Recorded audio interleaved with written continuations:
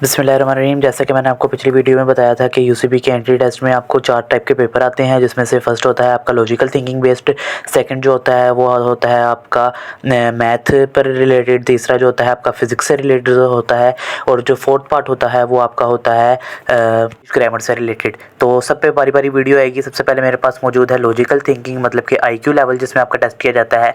तो 4 पार्ट होते हैं आप पेपर के। जो फर्स्ट पार्ट होता है वो होता है आपका लॉजिकल थिंकिंग एंड आपका IQ लेवल देखा जाता है। तो ये मेरे पास MCQs हैं कुछ, इनमें ये 20 MCQs हैं। इसमें आपको जो सैम्पल पेपर है यूसीपी का, उन्हें सैम्पल पेपर अपलोड किया हुआ है, उसमें ये आंसर्स के साथ मैंने आपको सॉल्यूशंस निकाले हुए हैं। ठीक है, ये उसके मुताबिक आपने सोल्व करना है। ठीक है, ये आपको पूरा इसमें आपको बताया जाएगा कि आप बारी बारी अभी हम देखते हैं सारे MCQs के किस तरह आपने सोल्व करना है और क्या क्या आपका पैटर्न होता है। इस तरह आपको आइडिया हो जाएगा कि आप जब यूसीपी का एंट्री टेस्ट देने जाएंगे तो आपने किस तरह क्वेश्चन को सोल्व करना है एंड किस तरह आप इसको अकॉर्डिंग टू अपने लॉजिकल थिंकिंग अपने IQ लेवल को चेक करके आप इसको किस तरह सिंपली फिर कर सकते हैं फिल। ठीक है, तो सबसे पहले हम देखते हैं यूसीपी एंट्री टेस्ट प्रिपरेशन, मतलब यूसीपी की हम एंट्री टेस्ट की प्रिपरेशन करने लगे हैं। ठीक है, तो 4 पार्ट मैंने आपको लोगों को बताया था। तो हम पहला पार्ट देखते हैं जो है इनका लॉजिकल थिंकिंग से रिलेटेड होता है। ठीक है, बाकी वो पार्ट पे बारी बारी वीडियो आएगी। जो फर्स्ट वीडियो है वो लॉजिकल थिंकिंग के पार्ट पे है। ठीक है, तो हम देखते हैं logical thinking and IQ based MCQs। ठीक है, ये IQ बेस्ड और लॉजिकल थिंकिंग से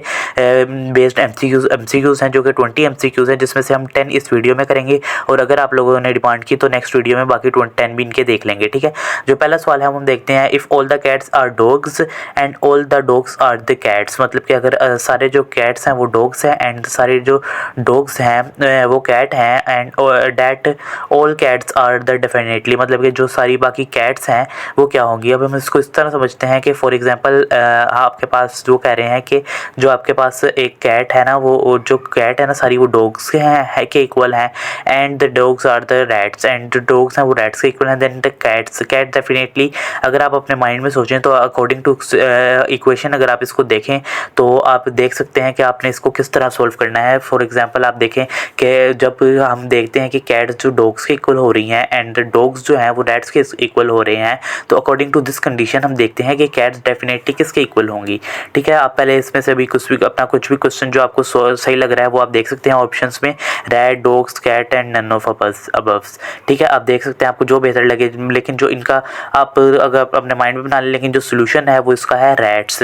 मतलब कि आप देख सकते हैं जब कोई कैट डॉग्स के इक्वल है एंड द डॉग रैट्स के इक्वल हैं, देन डेफिनेटली जब कैट्स डॉग्स के इक्वल आ गई तो रैट कैट्स भी मतलब कि रैट के इक्वल आएंगी। ठीक है, इसी तरह अब हम देखते हैं जो नेक्स्ट MCQs है, MCQs नंबर 2, वो ये कहता है कि which number should come next in the serial, मतलब कि आपने बताना है कि इसमें कौन सा नंबर नेक्स्ट आएगा। ठीक है, पहले इन्होंने दिया हुआ है 1, देन दिया हुआ है 4, देन दिया हुआ है 9। सबसे पहले आपने इसमें देखना है कि मिसिंग नंबर कितने हैं। ठीक है, आप देख रहे हैं 1 के बाद 2, 3 मिसिंग है। ठीक है, उसके बाद आप देखते हैं 4 के बाद 5, 6, 7, 8। ठीक है, ये 4 नंबर मिक्स हैं। फिर हम 9 के बाद देखते हैं 10, 11, 12, 13, 14, 15। ठीक है, 16। ठीक है, आप देखते हैं कि 6, मतलब कि 2-2 करके, मतलब कि 2 की पावर से नंबर चेंज हो रहे हैं। ठीक है, तो यहाँ पर अगर हम अकॉर्डिंग टू सिचुएशन हम इसका देखें आंसर, तो आप अपने माइंड में पहले देख लीजिए, अपने माइंड में आप सोच लीजिए कि क्या आंसर इसका करेक्ट होना चाहिए, ताकि आपका IQ लेवल भी चेक हो जाए। और सोल्यूशन के मुताबिक अगर आपका सोल्यूशन से आंसर मैच होता है, इसका मतलब आपकी IQ लेवल ठीक है एंड देन आप इजीली पास कर सकते हैं। तो इसको जो सोल्यूशन है वो है C part, C25, the serial represent the sequence of the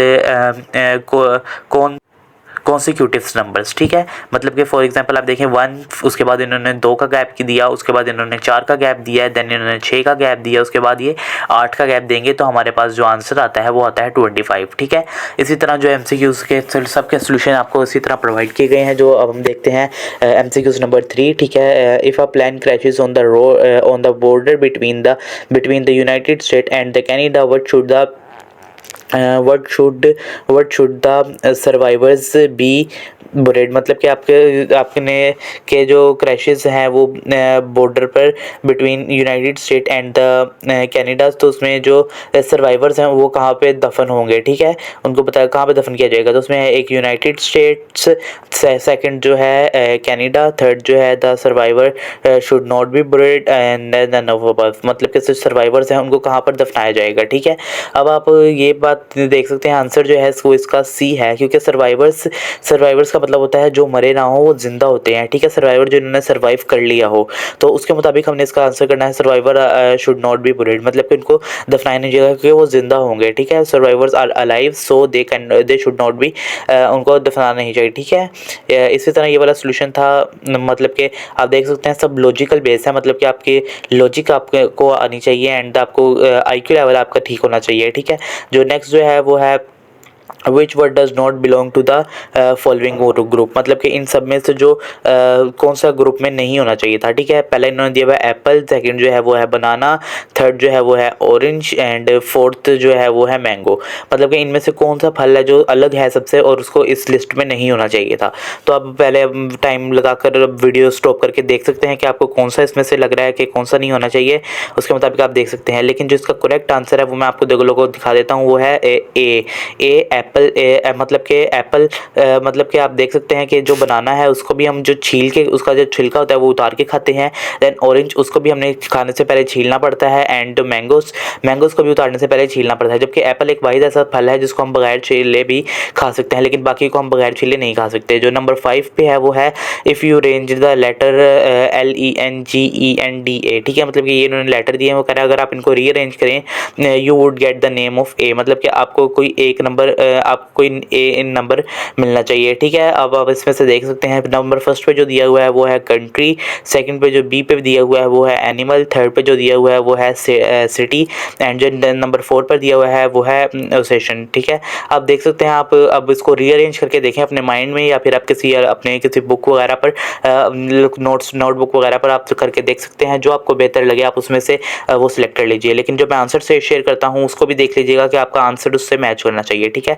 solution जो है वो है बी एनिमल, मतलब कि they range the letter from the words DANGLER, ठीक है। इनमें से जो रीअरेंज करके लेटर आ रहा है उसका मतलब ये आ रहा है एंड उसका जो मतलब है वो है एनिमल, ठीक है। ये आपका था MCQs नंबर 5। इसी तरह आपको 20 MCQs दिखाए गए हैं जिसमें बारी बारी आपको सारा बताया जाएगा, ठीक है। जो नंबर 6 पर है वो है अ train travels 10 miles in the 20 minutes. इसमें मुझे थोड़ी सी कन्फ्यूजन हो रही थी, बट जो मुझे आंसर इसका मिला है उसके मुताबिक ही मैंने इसको किया है, ठीक है। Then a train travels 10 minutes in the 20 our train travel 10 miles in the 20 minutes and at the same speed, how many miles will it travel in the 1 hours and 30 minutes, मतलब कि ये कह रहे हैं कि एक जो ट्रेन है वो 10 माइल्स 20 मिनट में सफ़र करती है और सेम स्पीड से, और अगर आप देख सकते हैं कि वो 1 घंटे और 30 मिनट में कितना सफ़र करेगी। तो आप इसका आंसर, अगर आपको इसका आंसर करेक्ट पता है तो एंड आप वो कर सकते हैं। इसका सोल्यूशन वगैरह भी आप कहीं पर करके देख सकते हैं कि इसका क्या आंसर आ रहा है, लेकिन जो मेरे पास आंसर आया है उसके अकॉर्डिंग आपका आंसर मैच करना चाहिए, ठीक है। मेरे अकॉर्डिंग जो इसका आंसर आया है वो है solution C, 20 miles the train travels at the constant speed of the 10 miles every 20 minutes, which equal to the 30 miles in the 1 hours. In 1 hours and the 30 minutes it would travel the 30 half plus of the which is miles. Therefore the distance distance is 30 plus 15 is equal to 45 miles। मतलब कि मेरा जो answer आ रहा है वो 45 miles आ रहा है, मतलब कि इधर से, लेकिन जो माइल्स के हिसाब से हम देखें वो 20 माइल्स MCQs के अकॉर्डिंग जो है वो 20 माइल्स हमारा बन रहा है, जो कि इनको एंड पे एक्यूरेट करने के बाद 45 माइल्स बन रहा है। इसमें मुझे कुछ कन्फ्यूजन हो रही थी इस MCQs में। देन इसका आंसर आप कहीं और से भी देख सकते हैं अगर आपको कोई पसंद आता है, समझ आता है। और अगर आप ये जो PDF मेरे पास मौजूद है, अगर आप ये लेना चाहते हैं तो आप मुझे कमेंट करके भी बता सकते हैं। आपके साथ ये PDF शेयर कर दी जाएगी जिसके अकॉर्डिंग आप अपने क्वेश्चन वगैरह जो भी हैं आप इनको देख सकते हैं कि आपका कौन सा क्वेश्चन किस तरह करना है, ठीक है। इसी तरह ये एंट्री टेस्ट में जो भी क्वेश्चन आते हैं वो इसी तरह आते हैं। आपका IQ लेवल चेक किया जाता है कि आपने किस तरह अपने अकॉर्डिंग इसको करना है, ठीक है। जो नंबर 7 पे है वो है which shape is different from the others, मतलब कि नीचे जो उन्होंने ऑप्शन दिए हैं उनमें से कह रहे हैं कि जो दूसरों से कौन सी मुख्तलिफ होगी, ठीक है। एक है सर्कल, आपको पता है सर्कल जो होता है राउंड होता है।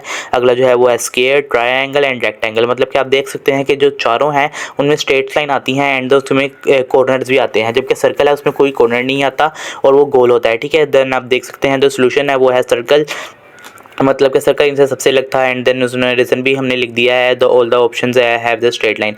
एंड नंबर 4 पर चलते हैं। If the first two statements are true and the final statements are statement true, मतलब कि वो कह रहे हैं कि अगर जो दो स्टेटमेंट हैं वो ट्रू हैं तो फाइनल स्टेटमेंट क्या ट्रू होगी। देन हम इसका आंसर देखते हैं। आप देख सकते हैं इनमें से अगर जो सा ऑप्शन आपको करेक्ट लग रहा है आप वीडियो स्टॉप करके अपना माइंड में अपना क्वेश्चन देख सकते हैं। देन आप अपने मेरे सोल्यूशन से मैच भी कर सकते हैं। आपका सोल्यूशन मैच होना चाहिए। जो हम देख सकते हैं सोल्यूशन जो है इसका आया है वो है yes the two minimum statement established and the bird have the figure and the penguins at the bird, therefore that it follow the logically that penguins have the features। ठीक है, मेरे अकॉर्डिंग इसका यही आंसर है। And then जो हम number 9 पे चलते हैं वो है how many months have 28 days, मतलब कि 28 दिन किस महीने में होते हैं। ठीक है, इन्होंने सारे लिखा हुआ ऑप्शन दिए हुए हैं, वो है नंबर 1, नंबर 6, नंबर 12, मतलब कि इनमें से कौन कौन से महीनों में 28 डेज होते हैं और एक महीना होता है। ठीक है, इसका जो आंसर है वो है ऑल ऑफ देम, क्योंकि ये सब में 28 डेज ही होते हैं एटलीस्ट। ठीक है, हर महीने में एटलीस्ट 28 डेज आते हैं। तो सोल्यूशन में हमने सोल्यूशन में हमने उधर जब आपने करना है वो आपने सोल्यूशन सिर्फ मैच कर लेना है। इधर आपको रीज़न भी दिया हुआ है ताकि आपको पता चले कि हमने आंसर ठीक निकाला है। ठीक है, इसका यही आंसर है। ठीक है, if you rearrange the letters, अगर आप ये लेटर को रीअरेंज करें एक्ट, तो you would write the name of a, मतलब कि आपके पास क्या आता है city, animal, vegetable and the none of above, मतलब कि इनमें से आपके पास कौन सा ऑप्शन करेक्ट है। देन आप देख सकते हैं वो है सोल्यूशन ए, मतलब कि city, the ranger letters from the cast. ठीक है, आप कास्ट देख सकते हैं कि हमारे पास ये रेड लेटर आता है जिसका मतलब है कि ये हमारा आंसर है। बाकी मेरे पास इसी तरह के 20 MCQs पड़े हुए हैं। वीडियो बहुत लंबी हो गई है इसलिए मैं आपके साथ इस वीडियो में सिर्फ 10 MCQs शेयर किए हैं। अगर आप चाहते हैं कि लॉजिकल थिंकिंग से रिलेटेड आगे क्वेश्चन भी दिए जाएँ तो आप मुझे कमेंट करके बता सकते हैं। बाकी जो इंग्लिश वगैरह मैथमेटिक्स उस पर सब पे वीडियो आएगी। देन आप चैनल को सब्सक्राइब कर लीजिएगा एंड चैनल को देखते रहिएगा। Thanks for watching.